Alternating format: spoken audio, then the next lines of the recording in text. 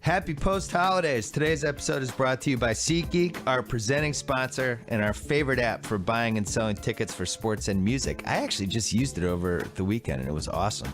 With SeatGeek Marketplace, sell your tickets without getting hijacked by ridiculous after-the-sale costs.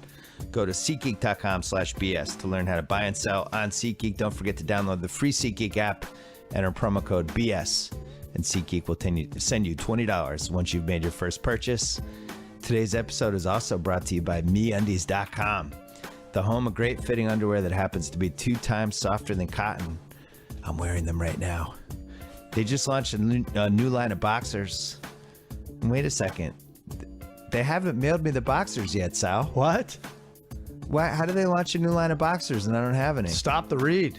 Well, I'm going to just finish this, but I'm going to finish it sadly because I don't have the MeUndies.com boxers yet. But if you go to MeUndies.com/BS, you get 20% off your first order of the world's most comfortable underwear, as well as a money-back guarantee if you don't like your first pair. Free shipping in North America.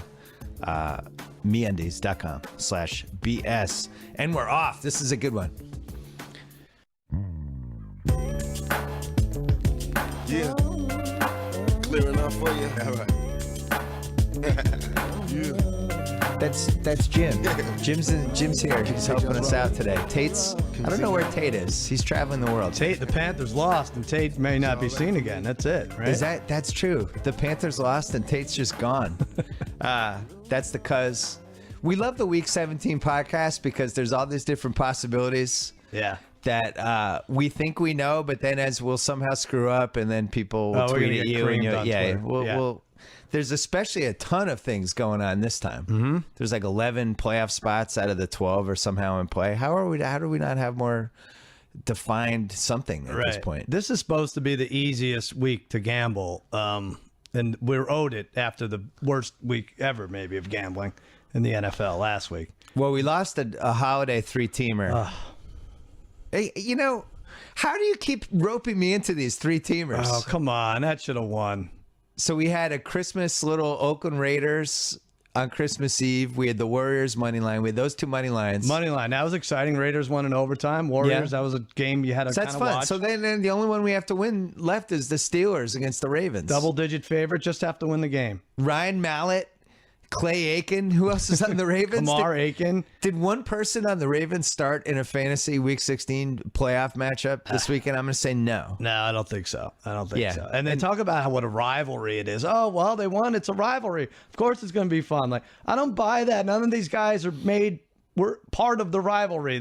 Ray Lewis is calling games on ESPN, and Flacco's out. And I don't think Javorius Buck Allen, he remembers when Troy Polamalu brought him down with a horse collar back in 2009. He doesn't forget. Kamar Aiken, same thing. He will never forget what the Steelers did to him, knocking them out of the playoffs. Mike Tomlin, come on. NFL rivalries seem to only last 3 to 4 years. Like the Niners and the Seahawks, it was a rivalry for 3 years. Yeah, right. And then they have little shelf lives, and I think the Ravens and the Steelers had a great run. Mm-hmm. It's not a rivalry anymore. If our kids who were almost entering junior high school, if their high school has a rivalry with another school, are they pumped up about it now? Right. Oh, like, that's our rival. That's our rival. No, they don't even know about it. That's what Buck Allen and Ryan Mallett should have. That's what they should be thinking. You derisively said the words Mike Tomlin. Yeah. I saw a stat that I thought was pretty alarming for Steeler fans and Mike Tomlin fans. In the last 4 years, 13 times they've lost to under 500 teams. Wow. That's terrible. Yeah, I mean, some of those games are probably good 3 and 4 teams or one. Yeah, we wondered last week, given the Mike Tomlin history, whether this Ravens game would sneak up on them and something weird might happen. Mm-hmm. And then I came to the conclusion, this narrative all sounds awesome, but the Ravens are terrible, and there's no way the Steelers could. The thing I don't understand is how they only score 17 points. The Steelers, 25th25th ranked defense. 17 points. The Ravens are awful. Bad, yeah. Well, that was pressure on him too. Pressure, like Roethlisberger running for his life almost every play. Week 16 does feel like 3-team teasers just get screwed up. And there's always 1 or 2 or 3 or something. You said it last week. You said week 15, 16, or 17. There's always something. We got by on 15. It seemed too easy. Last week, Seattle loses. Pittsburgh loses. Who am I missing? Carolina loses. That That Seattle line was hang on. Seattle line was way too high, and I didn't have the balls to bet the Rams money. Just because it seems like at least once a year they play one of those teams tough. The Rams are, for whatever reason, a decent NFC West team, and then they suck against everyone else. It's really weird. Well, they have a chance to go 5-1 in the division. Yeah, we have. What goes on? Yeah, we had them to win the NFC, which I still like. I still like that bet, even though they're 7-8. I'd like to congratulate Jeff Fisher for going 8-8 for this 75th straight year. Yeah, he's got to be the most mediocre coach in the history of the league. What was it, like 6 out of 24 years? He was above 500 or something. Yeah, something like that. Maybe now that's it's like off. 6 out of 25. Maybe that's I looked up his career stats, and I think he's still somehow 10 games over 500 because the Titans had that nice little stretch at one point. Yeah, they're all against Seattle. So what was the thing that heading into the playoffs? Did anything happen in Week 16 that shocked you or made you change your mind on the destiny of where we're headed for the Super Bowl? Yeah, I thought Steelers. I know we're talking wild card or maybe not even a playoff team here, but Steelers and Seahawks were the team nobody wanted to play in January. And now maybe everybody wants to play him. Maybe, what do you do if you're That Minnesota? sounded very Collinsworthy. What do you do? It's not a fair fight, Al. Come on.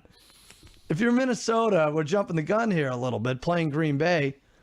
If you win that game, you host a division game against Seattle, or do you want to go to Washington?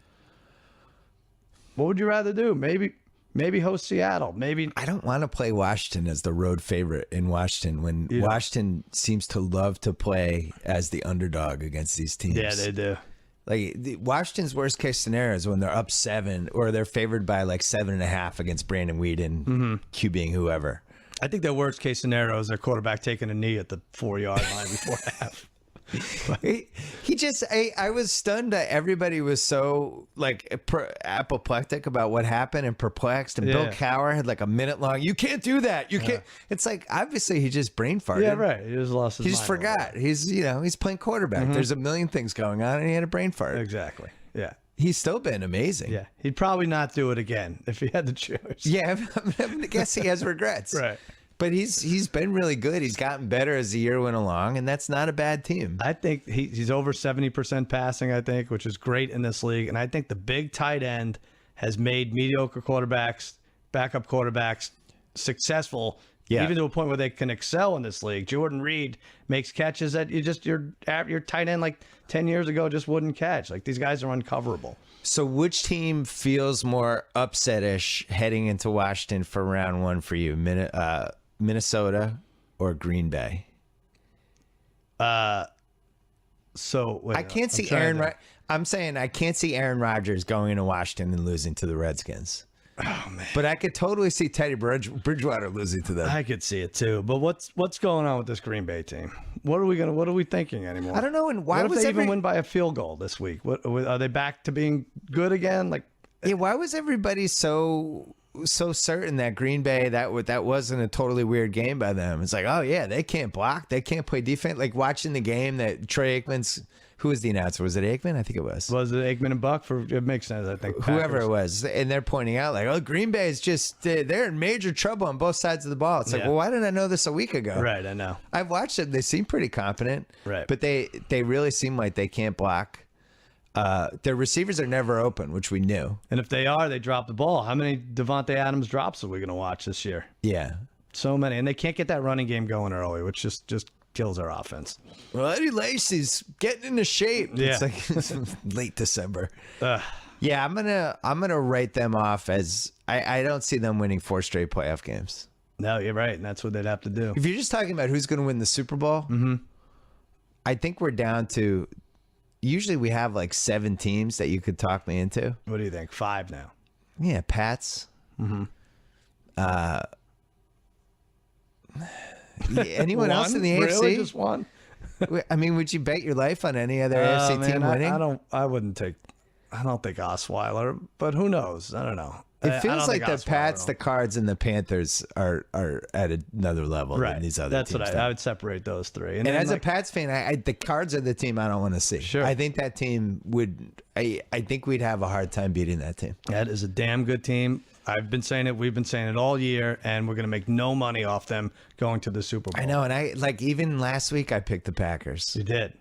Honey Badger went out. And Right. I'm like, Rodgers will be able to throw. I didn't think the pass rush would be that fierce, but watching them offensively, they have no fear. They're like, these other teams play scared, all right, 3rd and 3, we're going to run it or something.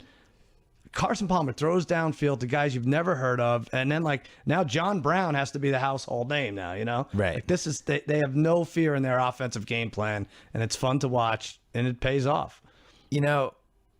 They lucked out with this 3rd down running back, or maybe it wasn't luck. I mean, it was a good pick, but the fact that he's kind of rounding into shape at the perfect time, right?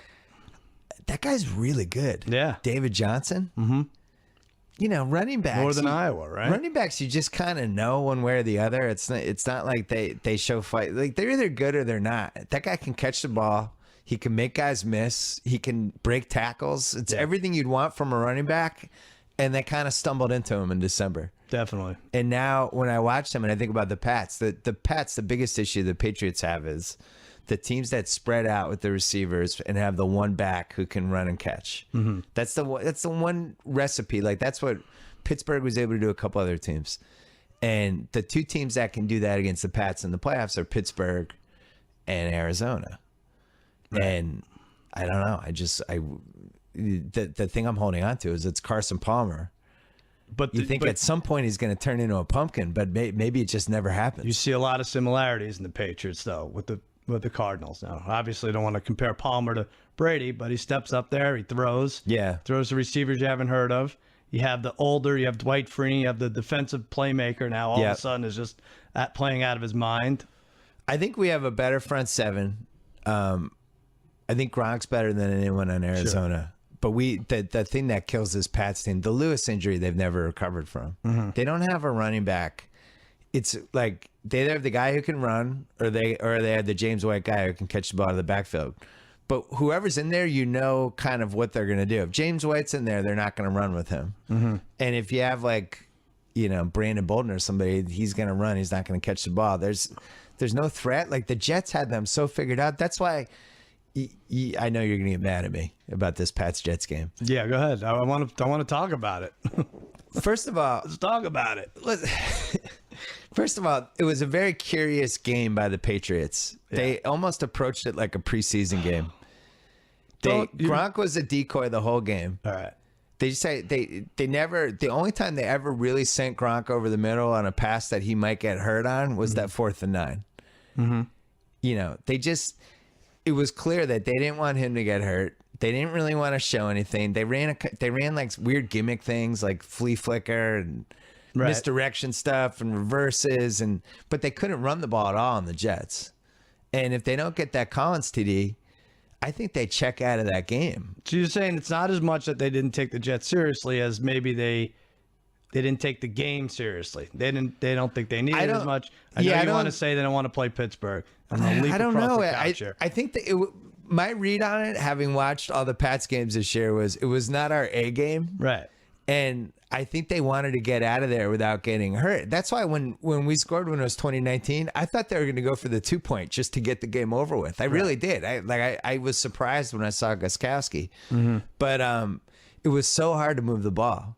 The offense scored 13 points in that game. They had one touchdown drive. The only touchdown drive they had was that last drive, which they needed a 4th and 2 and a 4th and 9, where Gronk got crushed. And if Calvin Pryor goes 8 inches lower, Gronk's knees go out again. The season's over, right? Right. He tackled him conventionally, but it was so hard to score just on that drive. I think Belichick looked at it and he was like, "Our defense is playing better than our offense. If we can stop them." We get the ball back at around like our 40, and we got to go 30 yards for a field goal. Why is that? Everyone's saying that. The Patriots would get the ball back at their 40. All right, so if they don't call PI on Butler on 3rd down, we get the ball on our 40. Why? Where's the kick from? The 30? They're kicking from their own 25. Right. Right? So net 35 yards. All right, so we get it on our 35. On your 35, yeah. So wouldn't you take it on your 35 anyway to start? No, because we were getting it on like the 15. I don't know about that. I just don't like it. You have Tom Brady on your team. And it's one thing if, like Mike Zimmer back in November, kicked off in overtime because of the wind. If there's a factor like that, that's one thing. But you have Tom Brady, the way they call pass interference, like you said these days, the way there are missed tackles, the way kickoffs are run back for touchdown, You got to take the ball. You have to. We did it 2 years ago. We kicked off to Denver to start OT. You forget that we have Tom Brady, yes. Right. But we also had Keyshawn Martin, some dude named Harris, Michael Williams, Steven Jackson, who could have been here with us 2 weeks ago. Sure. He had no weapons. Gronk was the only weapon in the team, and it was clear from that game that they weren't going to expose him over the middle on the Gronk passes. One Gronk missed tackle away from winning the game on a touchdown. I think he got so popped on that 4th and 9. I think they were like, yeah, that's it. I don't think they cared if they won the game. The bigger question is Adrian Waddle. Is that his name? Is that your left tackle? Well, that was another thing. We had the offensive line was decimated, and Brady was. He's really good at getting rid of the ball right before he gets popped, unlike your QB, right? Who just takes the hit every time and now has to have a plate grafted onto his collarbone. He's a man. What are you gonna do? He's a man. Takes the hit. Brady's football. Nobody ever, and you would never make fun of him for it either. Not you. You would. Sure. But no Patriot fan thinks, oh, Brady, come on, take the hit, man. Yeah. Like it's smart. He's saving himself for the playoffs, but. They're showing Waddle on the bench. I like that it's Adrian. I think it's Adrian Waddle, who I can't say I had heard of until about 4 weeks ago. And it's like, oh, this guy's out? Oh, no. Is Brady on his back yelling, Adrian? Why are you doing this to me? You can't win, Tom. I feel like we've used over 10 offensive linemen this year. And I don't know how many left tackles we've had. And then Vollmer goes down. I just think they wanted to get out of that game. They knew they'd have to win in Miami. Miami's given up on this season. They didn't want to show the Jets anything because they might have to see them again. So they ran. I don't know. It was a gimmicky game. All right. I would have gone for 2. Maybe go for 2. You got to take the ball in overtime. I don't even care what the stats say. You take the ball in overtime. It's like a slap fight. You go first or second? You go first. You don't know if you're going to go. You're going to be around for a second. The real advantage of having the ball first in overtime is if you think you can go down and score a touchdown. And I don't think Belichick thought they could go down and score a touchdown. He just watched a drive where they probably shouldn't have even scored a touchdown on that drive. Right. So, I don't know. All right, let's talk about the playoff implications. We got 11 games that matter. And we can cross off. The Colts need like 9 things to win, right? I think one of them is that the Texans plane goes down. They didn't put that at number 10. I think that's number 7. Or the Texans don't land in the stadium or the city where the game is. Right. We could have the Colts. We could cross them off. Really the most cut and dry ones are whoever wins Packers Vikings gets the 3 seed. So we know that. If the Jets win, they're in the playoffs and the Steelers are out. We know that. Everything else is like this has to happen. So we'll just go through it. We're going to do meaningless first, right? Yeah, we'll do the Week 17 lines. I wanted to mention quickly, though, don't forget to subscribe to the BS podcast as well as the Channel 33 podcast on iTunes, SoundCloud, or Stitcher. All links are available at BillSimmonsPodcast.com, or you can subscribe to the at Channel 33 Twitter feed. We're just about at 20 million listens for the BS pod in just 3 months. So thanks for spreading the word for us. Channel 33 is going great, too. And if you like the movie Heat, we put up a little holiday episode, me and Chris Ryan breaking it down for an hour. It was the deepest of deep dives. You like that movie? Yeah, I did. I don't know why you stopped at an hour. You felt like it could have kept going. It could have kept going. Yeah. It's one of those, we could have gone 3 hours. Right. Yeah, I love that movie. It's also living here makes that movie even more fun. They did get rid of Kate Manalini. Anyway, all right. So we're going to go with meaningless games first. There's 5 of them. Now, these are all 16 games are division games, and teams have played each other. I'm going to give the score of the first time, whether you like it or not, the first time these two teams played. Okay. What do we have? Giants, Eagles first? Yeah. By the way, I counted them. We had a lot of crap. For some reason, we didn't do the Patriots game the last week, possibly the last 2 weeks. We forgot to do them. We forgot to do the Pats-Jets game. Pats-Jets, right. Yeah. And the real tragedy of that was I was going to go through my whole case for how I worried that the Pats weren't going to really give their A game in the game. Really? Which I did with House to some. Right. The Jets were one of my picks. But I was going to throw this whole thing at you. Like, this would feel very Belichickian if they just kind of went vanilla and threw this game away, and then you would have been, oh, shut up, Simmons. Yeah. Then we could have played it back. We should have recorded that anyway. Yeah, but we ended up not picking the game at all, which was great. I counted, though. There are 16 here. We're going to go through all the games. All right, so I have Giants at home, laying 2.5 to the pathetic Eagles. What do you have? I don't know why I went so high. I said 5, but it is 3. You get that one? Do you want to say sayonara to the 2015 Giants? Yeah, I think so. Okay. Because I think their fans still are saying to each other, hey, if we get in, watch out. Well, we've been here before. No, you can't get in. You've been eliminated. You know, we say this is meaningless, but it actually has meaning because the loser, we say these are loser leaves town matches. This is loser leaves country. The loser plays the Rams in London next October. Oh, wow. Yeah. It's like the third place to the fourth place, however the match is up. The loser leaves the country match. Right. Philly won 27-7 on Monday night back in October. Loser leaves country. I think when your best player blows off part of his hand in a fireworks accident, and then you start out the season with one of the worst time management losses of the century. Oh, yeah. Bad omens. The Dallas, yeah. Yeah, it's just the Giants, not just one of those years where it didn't happen. Would you keep Coughlin or no? I think it's, have we said this before? Like, you know, you don't want to say like someone should stop driving at a certain age until you see 3 times in a week, like an 80-year-old man drives through the farmer's market and takes out 10 people. But maybe there is an age where you can't coach in the National Football League. And I say National Football League to sound more important, but. Like, would it like 70? Maybe 28. How old's your dad? Yeah, my dad's 74, and he wouldn't come close to being able to get through the preseason. Yeah, my dad's 68. Mm-hmm. And I feel good when I found out that he walked to a Winter Celtic game when it was a little icy and then got home without falling. Right. So running the Giants, I think, would be a little beyond him at this point. Dealing with the media. Yeah, you don't want to deal with that. No. It's weird. Like, no one's going to vote for the president if he's running at 74, right? No. Well, Bernie Sanders, he's close. Yeah. He's lingering. I don't think he's going to make it. As a Cowboys fan, do you want Tom Coughlin to come back? Sure, yeah. Yeah. It's better for the Cowboys if he comes back. Yeah, there's going to be decisions like week 1, even though that was Eli's fault completely. But what's your worst case scenario for a new Giants coach? Is there anybody out there that scares you? The best case scenario is Jason Garrett goes to the Giants.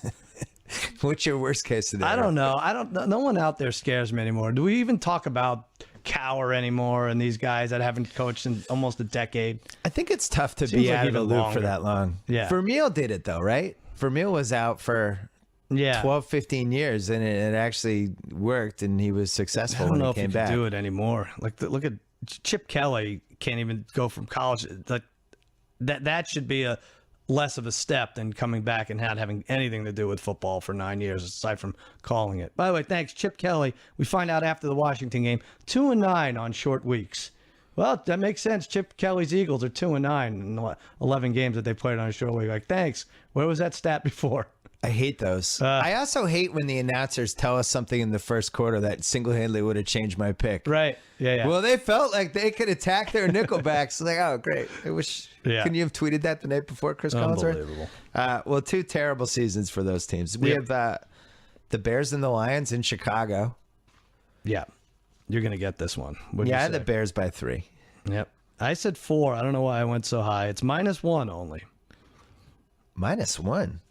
I don't know why. So people like the end of the year Lions a little bit. I guess so. Played gutty in New Orleans and beat up on the Niners. Yeah. Well, you know what? 37-34 in overtime this game. Let's do each other a favor and not talk about either of these two teams again. Yeah, we can go past this one. Rams at San Francisco. I had Rams -6. All right, this is a 4:25 Eastern game. You said Rams -6. Yeah. I think we split this. I said Rams by 2 only, and it's 4. Oh, wow. Rams by 4. This feels like the Jim Tom Sula farewell. You like the Rams? I think Jim Tom Sula. You think this they get it for him? One year, huh? Yeah, I do. I don't think they knew what to do after Harbaugh left, and I think they go big on a new coach. It's so tough when your quarterback just disappears, which is what Kaepernick did. Yeah, I guess it's injury and everything now, but you're going to be so scared of him next year in the Eagles. Kaepernick or Tom Sula? Is it a package deal? Kaepernick, on the Eagles would be really interesting, and I hope it happens. What do they do with DeMarco Murray, though? God, that was a weird signing when it happened, and now I just don't know what they do. Everything Chip did as a GM was either strange, weird. Yeah. And yet people still pick the DeMarco Murray, Cowboys not re-signing him as the top 2 reasons they didn't make the playoffs this year. Like, well, you had a good thing going with DeMarco Murray. You got rid of him. Like, what? Darren McFadden had more rushing yards than he did, I'm pretty sure. The biggest screw-up of the Cowboys was not really appreciting how good Brandon Weeden was. Yeah, I guess so. You didn't give him enough love and time. That just kills me, honestly. Him and Hopkins now are they're like Dan Fouts and John Jefferson in the late 70s. Remember how crazy I was about Tebow lighting it up and everyone loved Brandon Weeden's much worse for you? This is worse. I mean, because it's not even 5 years later. It's the same season. And now they say Mallet is out of, not Mallet, Hoyer is out of concussion protocol, so maybe he'll play. But I'm worried about you. You always lose in gambling when you're just completely irrational. Yeah, you're right. I could see you doing a 3-teamer with Weeden involved, betting against Weeden, that he burns you and you just disappear for like a week and a half. And You'd be so that could be it for me. That could be it. And it would be Chiefs that blew it. Yeah. It's just laying out perfectly for us. Just perfect. Reid laying like 4.5 in Houston. All right, your team playing the Washington professional football team at home. How about this? 2 NFC East games are meaningless. Yeah. All the NFC East games. I think I would argue all 17 weeks were meaningless, but I have the Washington team favored by 4.5. Dallas won 19-16 on Monday night. You have Washington favored by 4.5. Yeah. I said Washington favored by 3. It's Dallas favored by 3. What do they think? Washington's going to rest everyone? I guess they're going to have to rest everyone. Why would you want to win this game? Why would Dallas want to win? Yeah, don't you want? Wouldn't you get like the 3rd pick in the draft? Isn't it nice sweeping the NFC East champions? No, who cares? I'll take the 3rd pick. We're winners out in Dallas. Well, I can't imagine why you would want to win this game. I think it's either going to be 4th or 5th pick, no matter what, win or lose. And San Francisco has something to do with this, but well, the Falcons are our last meaningless game. They're home. Right. They won their Super Bowl last week by ending Carolina's season. Yeah, probably celebrate a little too much. Maybe. Considering they had such a collapse over the course of the year, but I have them favored by 4.5 over the Saints. Okay, I had 4, and it's exactly 4, so I get that. So what was your takeaway from the Panthers game? Did you watch it? Yeah, I did. They were just due for a stinker, right? Yeah, that was it. I think they're like a 14-2 team anyway, but yeah, so they probably shouldn't be losing to the Falcons, but Falcons are decent. You know, they just lose at the end most of the time. I thought it made sense, even though I had the Panthers on a teaser. No matter how good you are, yeah, you're gonna have one shit game. Right. The Pats shit game was Philly, and then they were, banged up, whatever. But it was things happen, dumb return, dumb turnover, and all of a sudden you're losing. Right. The Julio Jones, ridiculous Matt Ryan up for grabs, which was smart because you should probably do that with Julio Jones 5 times a game. Goes up, makes an insane, turns the game around. That's when you kind of thought, oh, okay. Atlanta's actually might win this game because I felt like Carolina was just going to do what they've done all year as I was watching it. But then clearly. And are they relieved, you think? They must be relieved to a certain extent, the Panthers. Yeah, I think. Get that out of the way. Having gone through it in 2007 with my favorite football team, there's an added weight to it that's just, it can't be good if you're trying to win the Super Bowl. Right. It just can't. That whole season was just the media scrutiny and the pressure of it. And the Pats were so exhausted by it, by the AFC title game. Phil Rivers kind of hung in there against the 2007 Pats. I think that was the year he had the torn ACL. Oh, right. Yeah. Remember? We should have beaten that team by 40 points. The Pats kind of limped to the Super Bowl a little, like mentally a little bit. Well, now what it does is it forces Carolina to play in week 17. And I don't think that's a bad thing for a team that's going to get a bye. You don't want to go a month with a meaningless game from the last meaningful game. The Pats are like that too. They have to actually give a crap about this Miami game, which is good. Same thing. Yeah. Well, let's go to the. These games aren't meaningless. There's a couple of them. Right. There's 2 of them here. They're both AFC South games. You labeled them sadly not meaningless. All right. All right, you go. Well, no, Texans home for Jaguars. I have the Texans by 6, even though I'm not positive who the Texans quarterback is. You get that exactly. I said 5. Yeah, we still don't know if it's Hoyer or the great Brandon Weeden. But yeah. And then I have the Colts by 6 at home against Tennessee, and I legitimately don't know who the Colts quarterback is. What is going on with put Hasselbeck out of his misery? The guy, it's a torture chamber he's entering every week, right? It is. Then now Whitehurst is out too, and Luck might not be able to come back. We've both had to put dogs down, and I don't mean to demean how traumatizing that is. Mm-hmm. But the Hasselbeck thing is starting to remind me of that a little bit. Because they always say the signs when you're putting your dog down is like the dog's not moving, the dog's doesn't want to eat. Right. The dog just has that look to them like, just please, just take me. Yeah. And that's when you don't want to admit it, but deep down you kind of know it's time. Mm-hmm. And Hasselbeck has that look to me. He's just like, just don't start me again, please. Please, don't put me out there. Basically saying it, isn't he? Yeah. He's like, if your dog could talk, that would be the only difference. Like, yeah. All he's missing is Mickey going, stay down. Yeah. Stay down. Maybe Adrian, too. I'm sorry. What did you say this number was? Tennessee at Indy. I had the Colts by 6, but you could tell me 5 points either way. I wouldn't be shocked. No, you're right. It's exactly 6. I said 7. Colts won this 35-33 in September. Just quickly. Yeah. So we have it. Here's what happens. Here's what has to happen for the Colts to make the play. Or the Colts to make the playoffs. They need to beat the Titans. The Jags need to beat the Texans. The Falcons need to beat the Saints, which I don't understand. I don't understand why any NFC team has anything to do with it. Is that in there, really? Yeah. Oh, it's strength of schedule, probably. Maybe. Yeah. Bills need to beat the Jets. The Dolphins need to beat the Patriots. That's going to happen. That's not happening.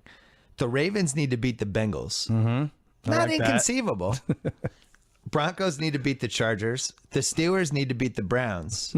And the Raiders need to beat the Chiefs. That's also seems inconceivable. Do they have this posted? This is played in Indy. Are they going to list this? It's like a 3,001 parlay, I think. Yeah. Something like that. It's not going to happen. I'm going to say it's not going to happen. Well, the first thing happened yesterday. They needed to. First of the 10. So that now we have 5 games that will affect the bye week teams. Right.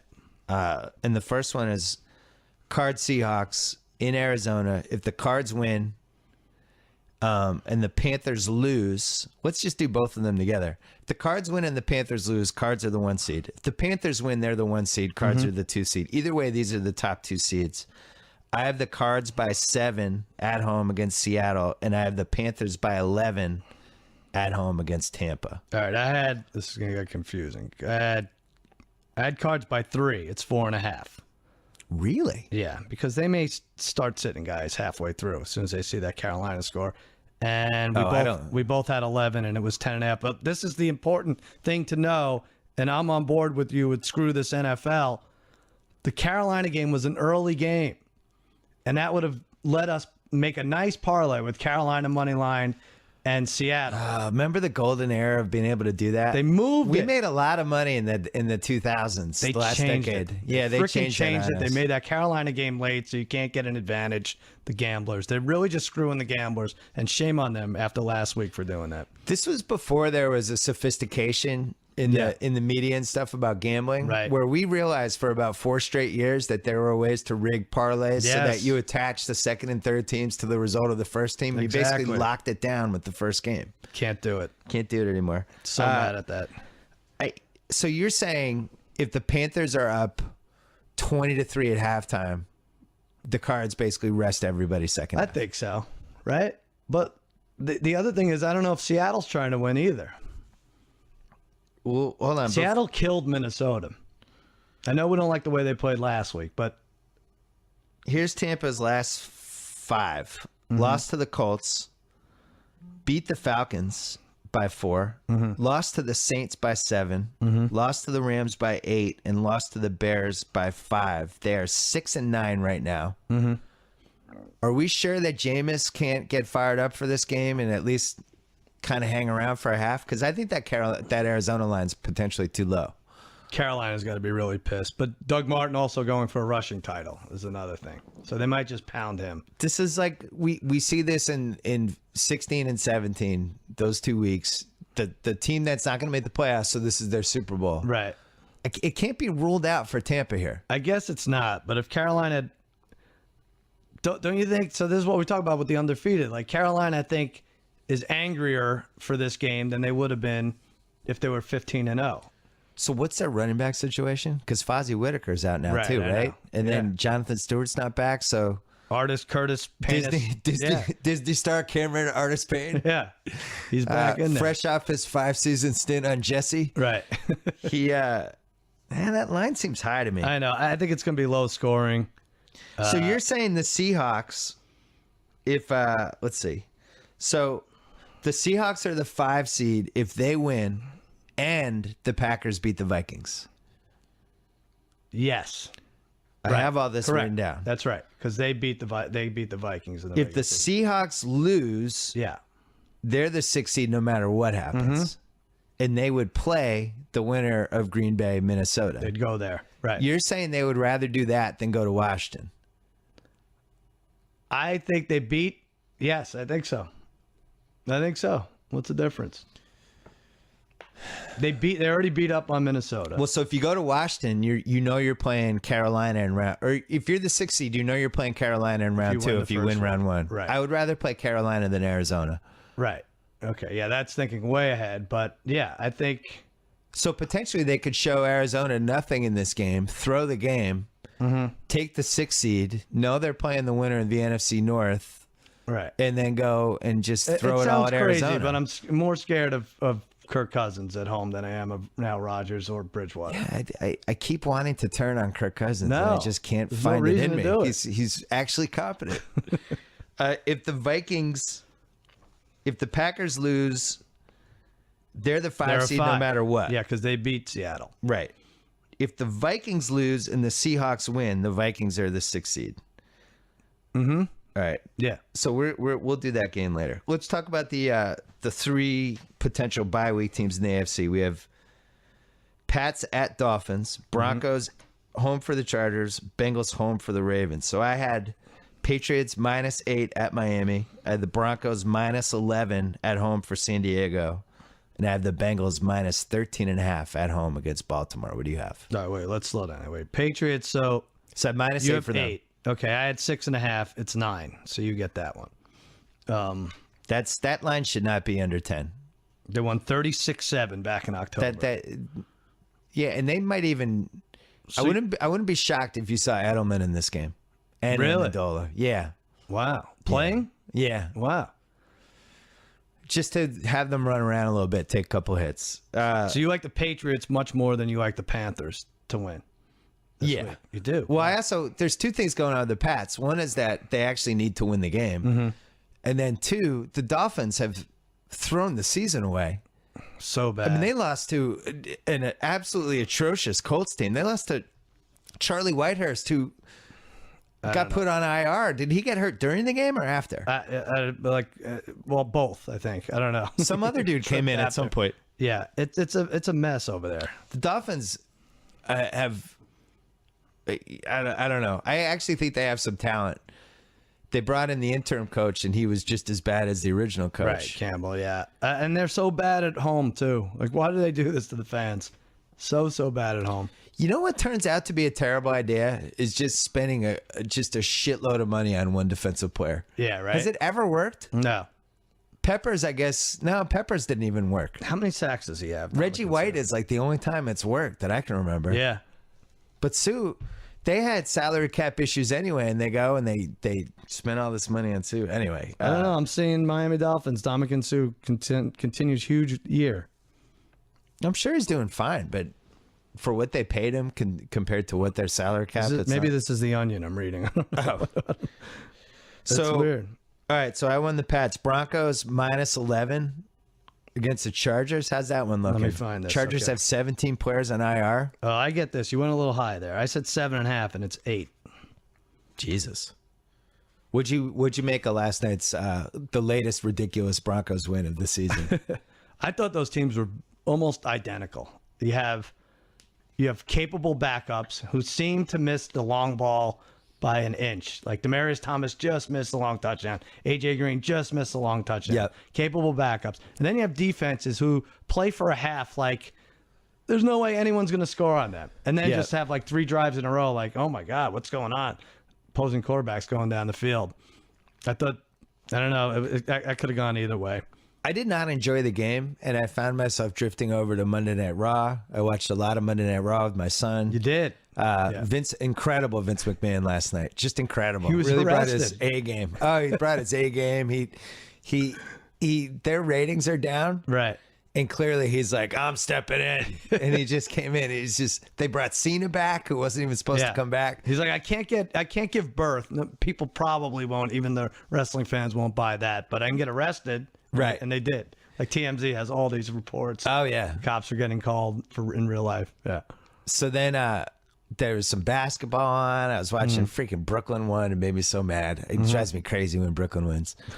And I just wasn't that interested in the game. And I don't totally understand why, other than the fact that it just wasn't well played. It was just 2 backup quarterbacks. Right. I think I'm out on Osweiler. You are, huh? Unless he's hurt. Maybe I'll do a little caveat of he might be hurt. So inconsistent. Well, let's wait for Al Jazeera to write an article about him. I don't know which quarterback I'm... That reminds me. Have we not talked? We haven't talked about that. Have you seen the new show on Hulu? No. What is it? It's such a crazy coincidence. What is it?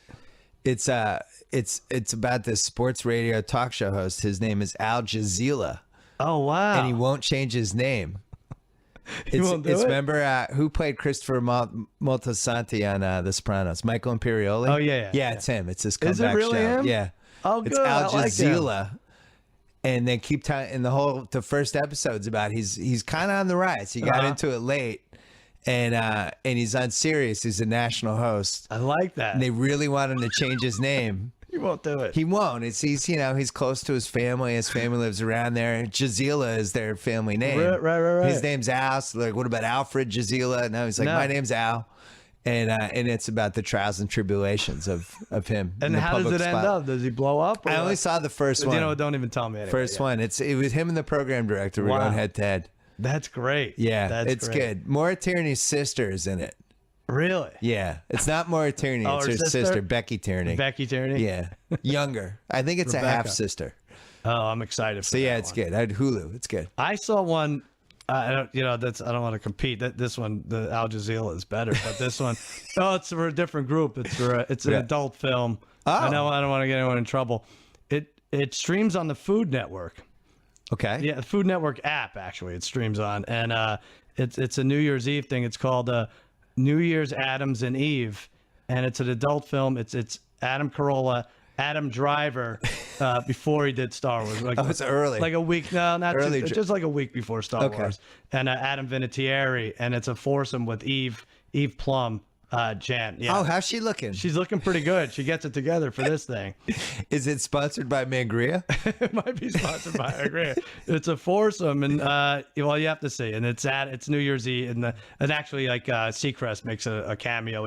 He counts down the last 10 seconds. I always knew Carolla was going to do porn. Isn't that great? I just always assumed it was going to be a solo porn though. He got mad that she yelled Marsha, Marsha, Marsha in the middle of it, but he wanted his name. But, yeah. Well, look out for those shows. Food Network We're excited about this. All right, the Bengals Ravens. I had minus 13.5. We did Broncos Chargers. We did. Yeah, I did 11 for that. You said it was lower. Yeah. All right, Bengals. What'd you say for Bengals? Minus 13.5. Oh wow. Oh yeah, I went way high. You sure did. I hit it exactly. I said -7. What? Yeah, it's only -7. And who knows? With AJ McCarron might not be quarterback. Wait a second. The Steelers were favored by 11 in Baltimore. Right. I had coffee with Macaulay a half hour ago. That's crazy. Yeah. We could be Keith Wenning at quarterback, the 6th rounder, if McCarron's wrist doesn't check out. So if the Pats win, they clinch home field. Right. If the Bengals win and the Broncos lose, the Bengals get the 2 seed. If the Broncos win, they get a 2 seed. If the Broncos win and the Pats lose, the Broncos get the 1 seed. Right. There you go. I think it's going to be the way it is now.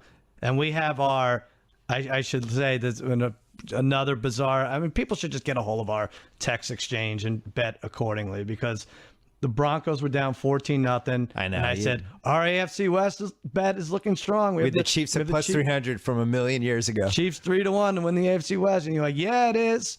There you go. And then the cavalcade began. Like the Broncos score.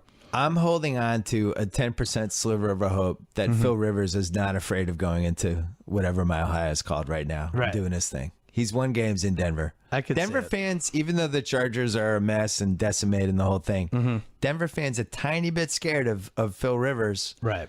Combined with the Osweiler not looking totally great thing. How about C.J. Anderson, by the way? Oh, yeah. Fumbles, gets basically not knocked out, but unquestionably compromised, right? Yeah. Like if that's boxing, that's a 10-8 round, the way he went down and didn't get up.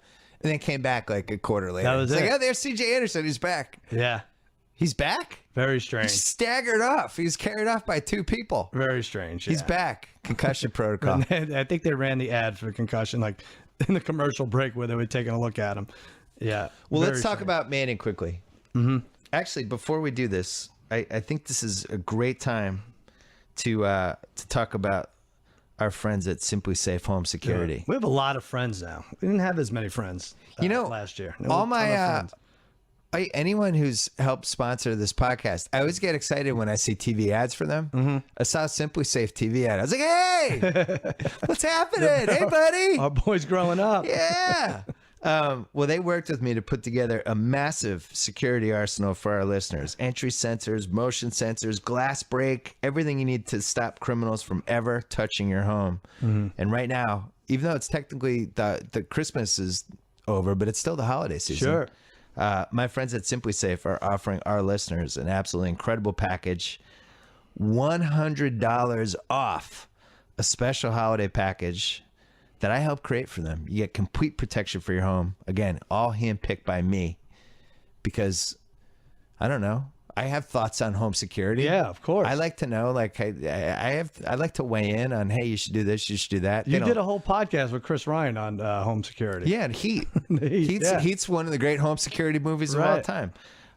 No contracts, no commitments. And right now, our special post-holiday gift to you, get $100 off my handpicked security package. Go to simplysafebill.com. Save $100 on my security pick. simplysafebill.com. We may have to get Simply Safe. I know you want to talk about Manning, but our friend Brad won the fantasy league. Yeah. And he hadn't made the playoffs in 6 years. He had been kicked out of the league 2 out of the last 3 years. Yeah. And so now the guy who kicked him out, he's gone. Paul Cohorst. It's not looking good for him. No, it doesn't look good. Kicked him out 2 times in 3 years. Right. So that's it. But here's what I'm worried about. I'm worried about the trophy. We have a nice trophy that's been in the league for 20 years. I'm worried about giving Brad this trophy because I won last year. I have to hand it to him at our banquet. Oh, yeah. And so maybe I can get Simply Safe to set up Brad's apartment. I think you do. I think you have to do it. He doesn't live in the greatest part of town. No. I think it would be nice to get Simply Safe to, rig it up and make sure. Now, that's only half the battle. There is a chance also Brad will melt down the trophy and sell it for a case of Mountain Dew or worse. But I do worry about us never seeing that trophy again. All right. I'm going to talk to my friends at Simply Safe about this. If anyone's apartment needed protection, it's Brad, because I don't want to lose the trophy. Exactly. Brad recommended this show to me called American Crime that was on ABC last year. This is a real show. This is a real show. Okay. Not quite as good as Al Jazeera. No, it had Timothy Hutton, Felicity Huffman, all these people. And Brad said it was the best network TV show he'd ever seen. Wow. Sent me a series of texts yesterday imploring me to watch it. So last night after the football game, I wrote my wife into watching the first episode, which was on Amazon. And we ended up banging out 4. And it's really good. Is it good? Yeah. I understand ABC had it? Yeah. Oh, I'm interesting. It was one of those weird things where they premiered it on Hulu as it was on ABC. You could binge watch it on Hulu. And I don't think America was quite ready for it. Really? But, it was really good, I got to say. Excellent. Shout out to Brad. All right, I'm going to watch it. It's a big week for Brad. And congrats to Brad. He watched it twice, you said? 11 episodes through? Brad said he watched all 11 episodes twice. Hold on, quickly, before we get to Manning. I do want to mention how ridiculous fantasy football is one last time. Yeah, please do. Because Brad won our league. Hold on, I got to find it. Brad won our league with a team that just makes no sense whatsoever. You just would not think like, oh yeah, that's the team that should have definitely won our league. So I'll pull it up here. No, I have it. Okay. All right. So his quarterback for week 16 was Tyrod Taylor. Mm-hmm. He had D'Angelo Williams get 27 points from him. By the way, waived by me in like week 4. Yeah. Matt Forte, who he spent like $100 on or something. Right. Brandon Marshall, really nice pick. I think he paid for him. Good pick.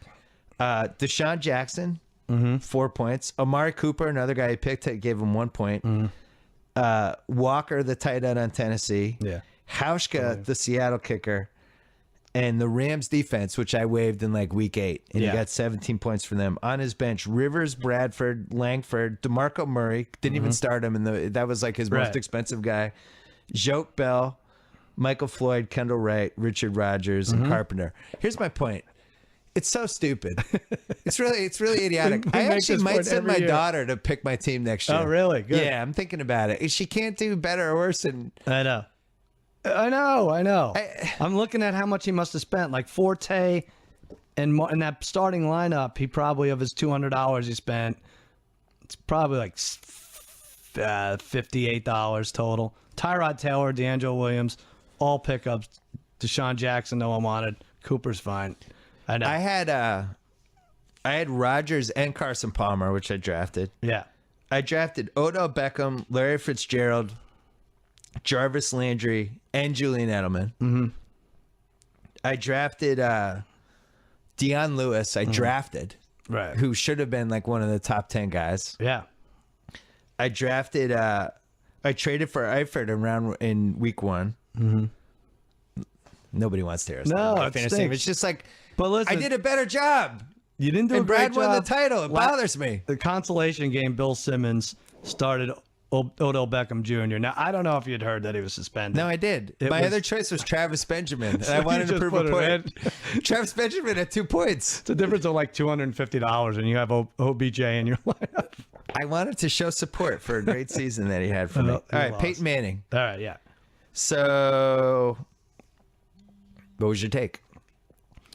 My thing is the angrier these guys get, the more I believe them. Like, the more you believe that they're innocent. Yeah, the more I believe that they're innocent. Like they say, you shouldn't say anything in court. You must be quiet. Like if you're a defendant, like no, stand up and say, "I did not kill that girl." Right. The jurors would believe it, and I believe it, and I just Al Jazeera, this form that from Qatar. Like I think that's the only place Manning didn't go to get neck surgery. Was Qatar. Like I don't know. I don't think it happened. Now they're backing off. Now they're saying, we didn't say that. We just said that this was all sent to his wife. We didn't make the link that he was. They did seem like they audibled on that. But it also seems like that guy might have actually worked there in 2011, or at least that was what their information found. Mm-hmm. I don't know. I have a bunch of different thoughts, but my main thought is this. Like the guy had 4 neck surgeries, and if he wanted to take HGH to help him heal to try to get back on the football field, and he technically wasn't even really on a team. Like, I mean, he wasn't playing that year. He was about to get released. Ethically, I don't have a problem with it. I know. Is it any different than taking a shitload of painkillers? I feel like whether he did it or not, like these guys have a 10 to 16 year shelf life. I'm okay with it. I am too, and I know it's hypocritical, and we're going to hear about this, but I do think there's a difference if you're trying to regenerate nerves in your neck. Right, and you're versus the Russian who's trying to break the clean and jerk record, for steroid. I don't know why. There's a big difference between this and Luis Gonzalez. Not that he's innocent or guilty, but when he jumps from like 16 homers to 58, that seems a little different than a guy getting back in the field, or Barry Bonds, the second shelf life his career had, or Clemens, who looks like he's almost done in Boston as an ace, and then rolls off 2 Cy Youngs and has this whole. How do you keep track of it? These doctors are throwing all this topical shit at you to rub this on there. Like, all right, you have to be a chemist. You have to do so much research on it, but everything is an enhancer. If whatever painkillers you're taking, and they have some of the strongest painkillers on the planet, to me that doesn't seem any better or worse than HGH.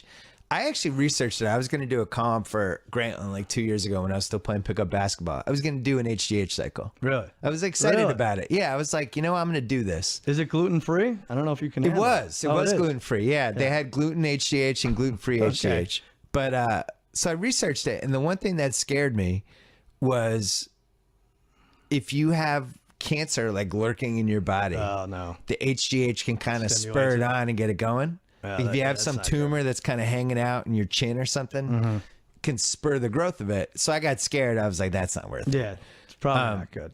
But if you're a professional athlete and you have a chance to lock down 2 more years at $20 million or whatever, maybe you take that risk. Sure. You don't take it for a story. But anyway, my only point, nobody has refuted that they mailed HGH to Ashley Manning. I've not heard that refuted yet by anybody. And it's very smart to do the whole, look, that's her medical history. It's nobody's business. But I haven't heard anybody say that didn't happen. Nobody mailed her HGH. If you remember, this happened with Roger Clemens. Stuff was mailed to Debbie Clemens. It was used for her. I just want to, like, we know a lot of people who are married, right? Sure, yeah. You go out to dinner. Not as many anymore, but yeah. Go out to dinner. Like, we had a dinner the other night with 9 of our friends. Yeah.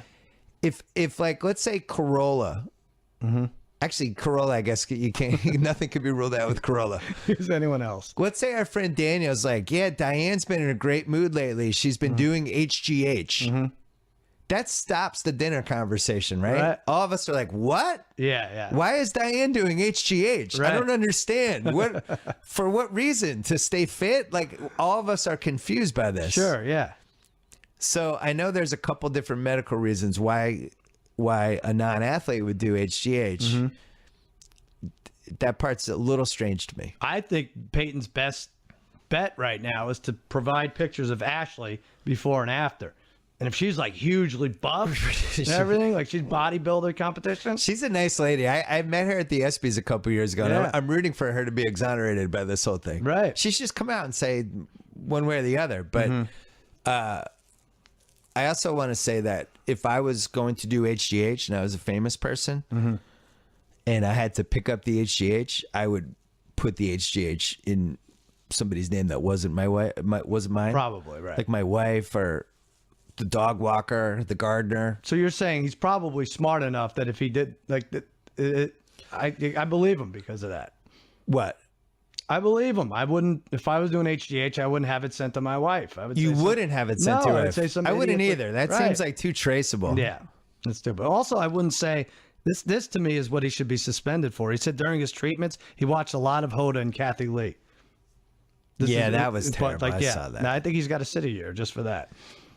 It's a league that you just feel like everything's in play. Like these centers, offensive linemen, they stop playing, they're 50 pounds lighter. Right. You've guys who are just tearing their triceps for no reasons at all. It only really happens in football and wrestling. Basketball players don't tear their triceps. No, you're right. And you think about like Ray Lewis, that Super Bowl season, tore his tricep, God healed it, he came back, deer antler spray, all that.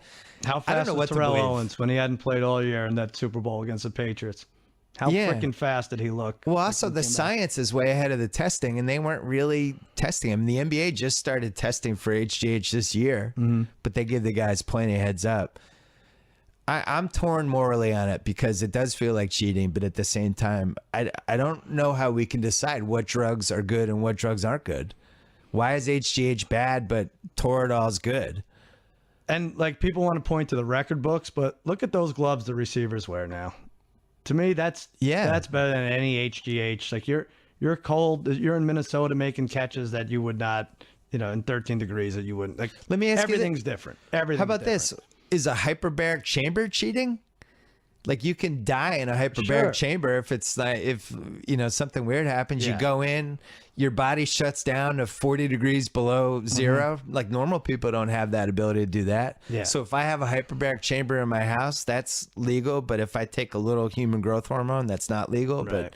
But the problem is no commissioner, no players association guy is going to put that on his platform and say, all right, let's make steroids legal. It's just too It sounds too shitty. Well, the steroids, like the ones that they used with wrestling in the 80s and 90s, and we've heard stories. Your late friend Roddy had some good stories about just the primitive steroids they took back then. Yeah.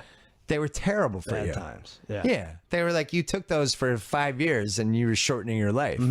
I think the stuff's much better now. Right. You know, it's almost like how coffee in the 1970s was terrible. And now coffee's really good and we've isolated the beans. And Yeah. so People paying $8 for it. You know, I think people can cheat and we wouldn't even know until years I'd later. like to see a big study on this, exonerating. Anyway, I hate these stories because it reminds me of the Brady Deflategate where everybody rushed to judgment and said Brady was guilty because of a report. This time around, everybody's been super cautious. And Manning has so many defenders in the media, including just about everybody at ESPN. Including Brady. And Brady. Yeah. I don't remember the Manning text to the Manning supporting Brady during the I think he did send a text, but Brady threw his phone out, so he never got it. Wow, did you set me up? I really did. Damn it. God, that ruined the podcast for me. But, yeah, I don't know. It's tough. I don't know. believe him, though. Maybe it's chicken parm that rejuvenates nerves. Is that what we're going to find out? It would be rough if this story just wasn't true because people just seem to remember what happened initially. But he came out guns blazing. Brady didn't say anything, and it made him look. Then he just kind of let the story play itself out before he said anything, which was bad too. I don't know what the right move is. I always like the guy. I'm suing you. You guys, you're out of line, and I never did it. That's what I would always go with. Yeah, tough to sue though. No, I know, but at least say it. Expenses, your whole they can ask for all this weird personal history. Sure, it's tough, but at least say it. All right. Sort of meaningful games we have. Yeah, we have 4 games left. These ones. So Chiefs home for the Raiders. The Chiefs are in the playoffs, but still have an outside chance to get a 3 seed. The 5 or 6 seeds at play, and that's actually, I don't know if they can get a 6. Could they even get a 6? I guess they could. The Chiefs? If they go 10 and 6. Couldn't the Jets leapfrog them? I can't remember that. That's the Jets can leapfrog them. They can? All right. So, and the only reason I think that's a little meaningful is because the 3 seed is going to be probably Cincinnati. Probably. If the Chiefs are the 6 seed, yeah, going into Cincinnati against A.J. McCarron. That's what you'd rather. Well, that's pretty good for the Chiefs. Yeah, but wouldn't you rather go to nice Houston? Spot. You wouldn't rather go to Houston? If I go to Houston, then I know I'm playing the Pats in round 2. Yeah. Fortunately, Andy Reid will. Yeah, he doesn't really. No, he doesn't look at this schedule. Anyway, I had the Chiefs by 8.5, and I could see the Raiders going all out in this one. I think this is a sneaky. I definitely wouldn't put this in a parlay or tease. All right. And Andy has not reared his ugly head in 3 months. No, I know, and it's a He's shame. waiting. It's a shame that this actually doesn't mean them getting into the playoffs because this is the kind of game he would lose if it meant getting in the playoffs. They might lose it anyway. I had Chiefs -7, and it is 7. Okay, nice job. That's right about there. And then I had the Steelers by 9 at Cleveland. Steelers by 9 at Cleveland. Stuff to find this.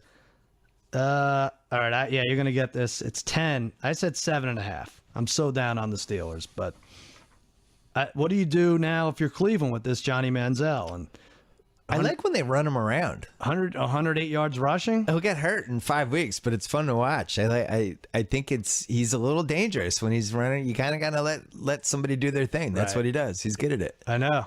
It's a little like Kaepernick. Like, just let him run around. But now what do? You draft the Memphis quarterback or the Cal quarterback, or you stuck with Manziel? Like, what do you do if you're Cleveland right now? But you're Cleveland. You've 5 years of doing the wrong thing every single time. So they'll just do the wrong thing. You get a guy no one's excited about. Yeah. I think you just stick with Manziel. All right, so these last two I'm actually excited for. I think this Jets-Bills game, it's a double revenge game. I put this at the best game. You had the game of the week, Packers-Vikings. I think Jets-Bills. I'd rather watch Jets-Bills. All right, let's do Packers-Vikings first then. Let's. I think you're right. I'm more excited for Jets-Bills. Well, I'm bummed at NBC for not seeing this. Like Packers, first of all, I don't like the games where Rodgers is they're going to put him on prime time. I hate the game where you're probably going to see it the following week anyway. I don't like when they do that. Yeah. But all right, let's do it. Let's do Minnesota, Green Bay. I have the Packers. Green Bay won 30-13 in late November. I have the Packers by 4.5. I don't feel good about it. I get this. I said 4, and it's 3.5. I've been wrong on Minnesota pretty much every week for 17 straight weeks, which is impossible. Right. I really like them as a possible playoff team coming into the season. They looked horrendous in week 1 in San Francisco. Threw me off the scent. Came back. I finally bought in. They immediately got killed by Green Bay. And I feel like I've been wrong on them every single week. It does seem like this is a game they should be able to go into Lambeau and win. Yeah. Yeah, They have a better all-around team. Green Bay has Rodgers. They pressure the quarterback.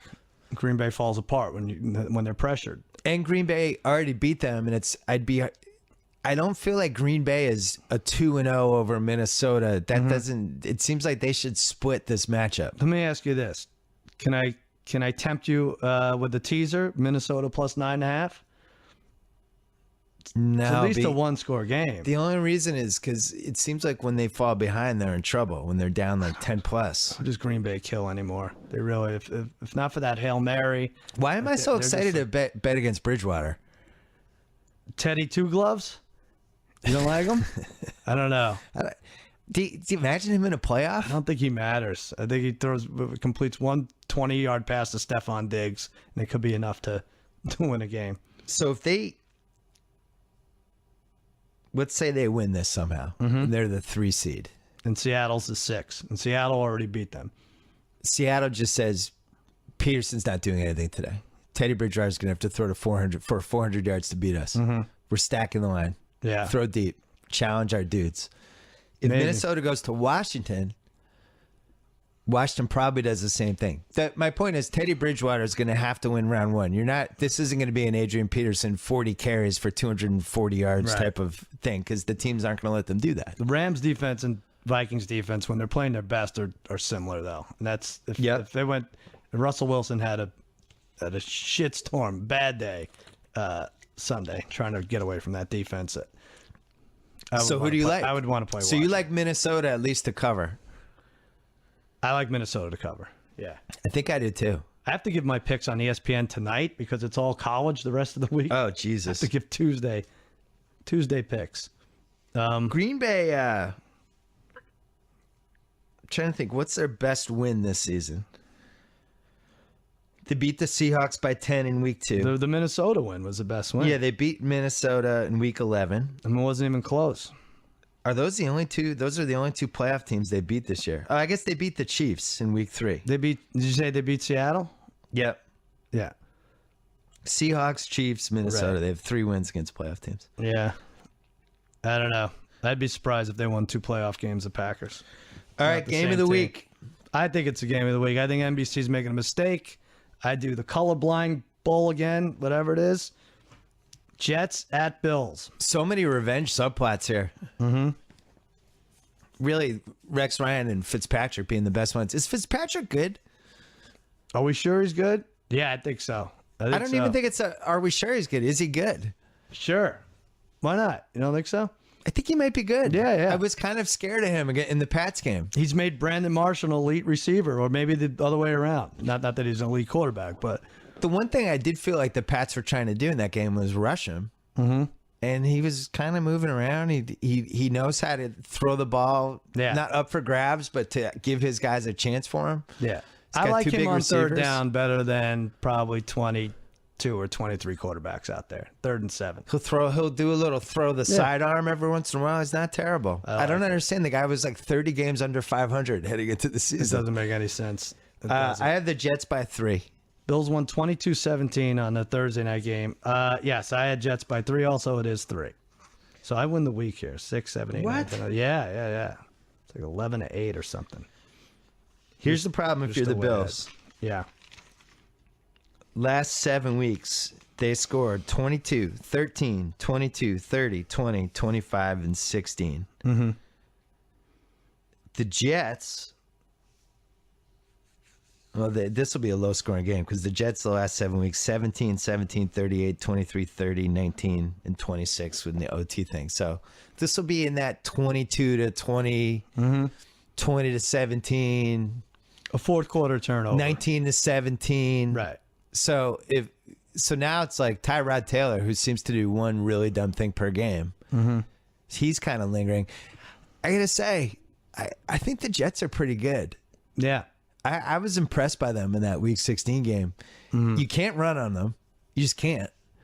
And then they have two receivers that can make plays. And Ivory, he's always got some sort of nagging injury, but when he's actually playing, he's scary. Yeah. Bio Powell fills in nicely too. I'm just thinking about the NFL psychology and how we're all like, oh my God, the Jets stole this playoff spot from the Steelers, and now we're gonna be like, oh my God, the Jets blew it. Jets got blown out, and the Steelers took care of business against the Browns. I don't know that that's the case. That's how this stupid year has gone. Well, if you're worried as a Jets fan, this might make you feel better. In the last 6 weeks, they have 2 wins. They beat the crappy Texans team. I don't remember who the quarterback was in that game. They did score 30 points on the Texans. Right. Which maybe is a red flag if you're a Jets fan. And they beat the Cowboys. But then they beat the Cowboys, right, which was way closer than it should have been. Definitely. Doesn't really feel like a team that's going to be like, let's win this one for Rex, because I don't think it's been a very fun season. Right. That Carlos Williams is good, though.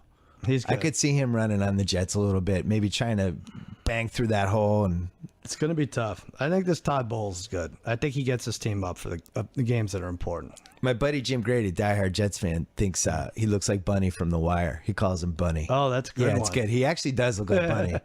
But the Jets fans are quietly confident, which is very uncharacteristic for them. Every Jets fan I know, they're either bombastic or self-hating. This time around, they're just playing it like poker face. No, yeah, I guess we could make the playoffs. Like, they're not saying anything. I love this game. I do. So who do you like? I think I like the Jets. I think I do too. I like the Jets. I think the Jets are good. I hate with what happens with the league and how teams should win, but I think the Jets win. So the Jets, are they locked into the 6th seed unless the Chiefs lose?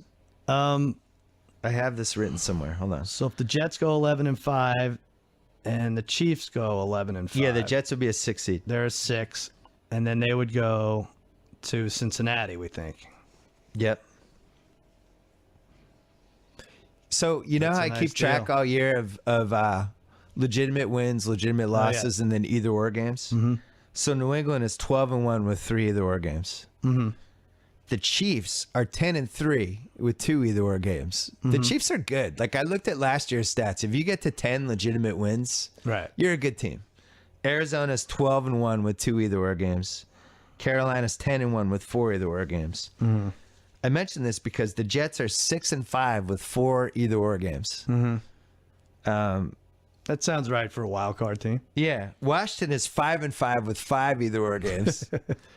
Minnesota's 8-4 with 3 either or games. The Seahawks are 7-2 with 5 games that could have gone either way. And the Bengals are 8-1 with 6 either or games. And then this is my favorite. Denver is 4-3 and played 8 games that could have gone either way. Wow. 8 seems low. So anyway, I think you can make a case the Chiefs are actually good, or you can make a case that they just had a shitstorm of a schedule for 3 straight months and they took advantage of it. They did lose 5 straight. They did. What were the odds for them to win the West after 0-5, or after they lost 5 straight? My friend Connor, Chiefs fan, said it was plus 1,400. Wow. Yeah. And I think he might have put an illegal wager on it. He did? Yeah, I think he might have. He's going to jail. Well, he had the Royals win the World Series, right? And now he has this improbable Chiefs comeback. But what a year! To me, the most amazing thing that's happened this year is that Andy Reid has now gone. Week 5 was the last Andy Reid game where they lose to the Bears. That's a long time. 18-17. That was October? Week 5. Now we've gone 12 weeks without an Andy Reid game. Yeah, it has to be the record. Right. Nothing, no weird clock thing. Oh my God, I can't believe it. Nothing. Right. Just he's thrown a no-hitter for 12 weeks. It's very strange. And no Jamal Charles. Like, none of it adds up. So Connor's theory on this is so much of what the Chiefs did was geared around because Jamal Charles can't play all the time. So you have to kind of gear the offense around him. And now that he's out, they just have these running backs, and they're just an average offense now. That just these guys come in, they play running back, and they don't have to worry about, we got to get Jamal involved. We got to do this, we got to do that. Right. But it's not even like Kelsey is lighting it up, the tight end, who we love.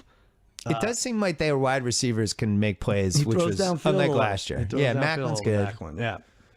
I still can't take them seriously. Like I'm just gonna be honest. Like if they came to New England in round 2, like I'm not gonna be like, oh shit, here come the Chiefs. The Jets worry me a little bit. A little more than I want to admit. Yeah, you don't want to play them. You don't want the Jets grabbing the 6th seed. I think they do a couple really good things. You know, it's really hard to run have on your them number. and they can throw. Whether they beat you or not, the Jets have the Patriots number. The Rams have the Seahawks number. No, they don't have our number. I'm not saying like that. It's always a game, though. We almost beat them with our second string. It's always a game. Last year it was a field goal game, like twice, like the Thursday night game. The butt fumble was only like 2 years ago. Right. Come on. It's always a decent game. Just settle down for me like 5%. I can't. You're gonna win the Super Bowl again. This is so boring. I hate it. Yeah, it does feel like New England, Arizona, and Carolina. Let's do it. Let's do I don't New England, remember. Arizona.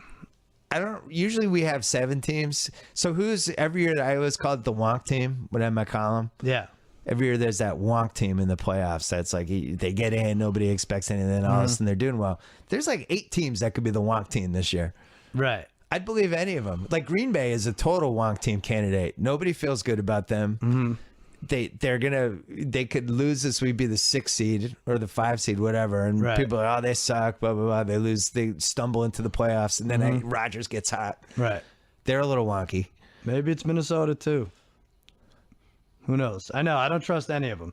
After last week, I do not trust one team. Anything to plug? I'm at the Cousin Sal on Twitter. I'm on. We're running reruns on Kimmel, but you should still watch. And on ESPN, I give my picks tonight, Tuesday night. Never in 2 years have I given out back-to-back losing best bets. So look for that. What lost last week? The Steelers. Wasn't even close. Not even close. All right. Well, thanks to Simply Safe Home Security. Remember, right now, they're offering my listeners an absolutely incredible offer. Get $100 off my hand-picked security package. Get complete protection for your home. No contracts, no commitments. Go to simplysafebill.com and save $100 on my security pick. And hopefully they'll soup up Brad's apartment so we don't lose our trophy. Thanks to HBO for being nice enough to give me my own television show that launches next spring. Thanks to SeatGeek, the presenting sponsor of both the BS podcast and Channel 33. Subscribe to both podcasts on iTunes, Stitcher, or SoundCloud. And here's my little holiday gift to you. What is it? I exchanged a couple emails with Mike Francesa. You did?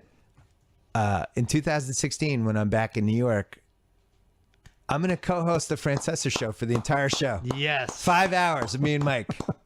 Why am I more excited about this than the HBO show? 5 hours of me and Mike. Wow. When is that? You know how you bring stuff to people's house? Yeah. Like, hey, how are you? Bring like a 6-pack. I have to bring like a 12-pack of Diet Coke, right? Yeah. I just have to. Right. Do I put it in a cooler? Do I bring a cooler with the ice? Yeah. Oh, he'll love it. He'll love it. That's going to be great. When is it? You don't know? Whenever I go back. It's probably January, February. I don't know. You better be careful. He might not let you go. They're going at it as hard as they can. Mike and the Simmons on the fan. Good afternoon, everybody. Bill Simmons here.